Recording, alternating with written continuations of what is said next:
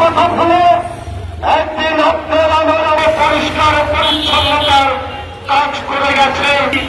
এটাই হরিজন সম্প্রদায়ের মানুষ, এটা আমরা মেনে নিতে পারি না। আমরা এই সরকারি হরিজন সম্প্রদায়ের মানুষ তারা তাদের মোকাবিলা করার জন্য প্রস্তুত আছি। এমন একটা সময় ছিল এই করা হতো যে তারা মারা গেল তাদের কি পরিমাণে অবহেলা করা হতো, কি পরিমাণে ওই পরিমাণে অবহেলা সেই পরিমাণে অবজ্ঞা করতেন কিনা। আপনি এই শহরের দেশ আমাদের এই রাষ্ট্র থেকে এই শহরকে পরিষ্কার করে তাদের যেহেতু পরিশ্রম করার ক্ষমতা নেই তাইকে খেলাতে থাকতো বৃদ্ধ বাবনের দায়িত্ব নিয়েছে। এইটা যদি তাদের অপরাধ হয় তাইলে সেই অপরাধের ভাগ আপনার আমাদের কাছে রয়েছে। সেই অপরাধে যদি আজকে তাদের সঙ্গে ষড়যন্ত্র করা তার মানুষ মুক্তজীবী মানুষ প্রত্যেকেই একাত্ম আমরা এই সমাজে আমরা তাদের অঞ্চলে বসবাস করেন। বিগত আমরা কিন্তু আমরা তো ওখানে 100-150 বছর ধরে আমরা যাদের কাজ করছি ওখানেই থাকার এই ব্যবস্থা করে দেওয়া হোক। সবার কাছে অনুরোধ, সবার কাছে এটাই আমার দাবি। আমরা আজকের এই সমাবেশ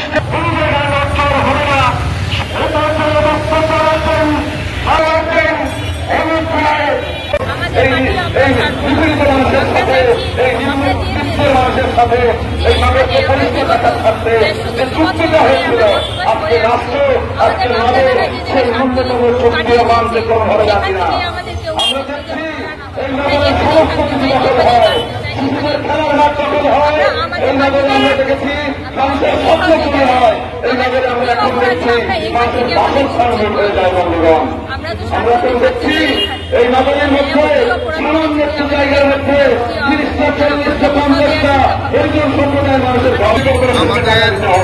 বিশাল হরিজন কলোনি দীর্ঘ 150-200 বছর যাবৎ কলোনি।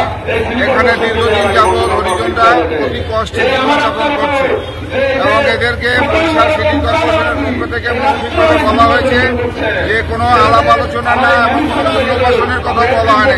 তাদেরকে বাইফোর্স বলা হয়েছে দুর্গাপূজার পর আপনাদেরকে এখান থেকে সেখানে দেব, সেখানে আপনারা চলে যাবেন। এই হিসাবে আমরা হরিজনরা সবাই আতঙ্কিত যে আমরা এই বাসস্থান ছেড়ে কোথাও যেতে চাই না। আমরা যেখানে এতদিন বসবাস করছি সেখানে আমাদের পুনর্বাসন করা হোক, এই আমাদের দাবি। আমরা আমাদের জন্মভূমি, আমাদের জন্মস্থান, এখান থেকে আমরা কোথাও যেতে চাই না। দাঁড়াইছি আমাদের বরিশাল কাঠকোটি সেই জন্য আমরা দাঁড়াইছি যে আমাদেরকে নাম দিয়ে যে আপনার 150 বছর যাবৎ আমরা বসবাস করে আসছি, যাতে আমাদের এখানে না উঠে, আমাদেরই এখানে জন্ম, আমাদের জন্ম, আমরা এইটাই চাই যে আমাদের ওইখানে আমাদেরকে না উঠে ওইখানে মোটামুটি আমাদের ওইখানে থাকার একটা ই করে লোক আমাদের ওখান থেকে না উঠে আমাদের কাছে আবেদন করছি। এবং আমরা যে হরিজন কলোনিতে বসবাস করি আজকে আমাদের কোনো ফ্যাসিলিটি নাই, তাই আমরা দাঁড়াইছি যে আমাদের এই দাবিটা যাতে আমাদের ওখানে। আপনার নাম কি?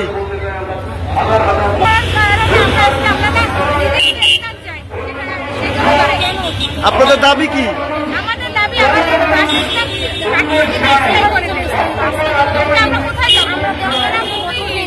আমাদের কোনো ভূমি নাই,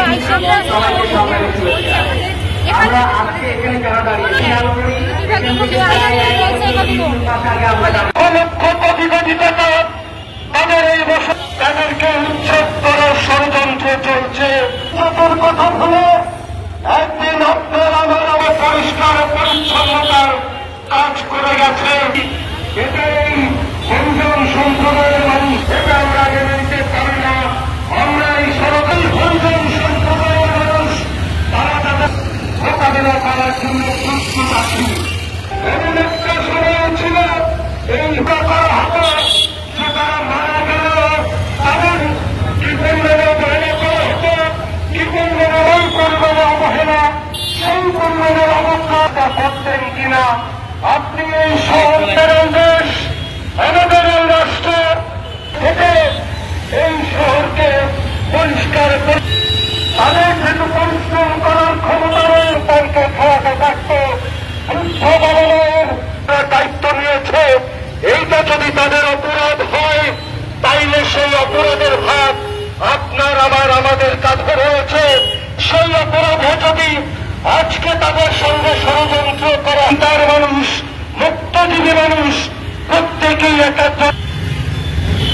আমরা এই সমাজে আমরা তাদের অঞ্চলে বসবাস করেন। বিগত আমরা কাজ কথা, কিন্তু আমরা তো ওখানে 100-150 বছর ধরে আমরা যাদের কাজ করছি ওখানেই থাকারই এই ব্যবস্থা করে দেওয়া হোক। সবার কাছে অনুরোধ, সবার কাছে এটাই আমার দাবি। আমরা আজকের এই সমাবেশ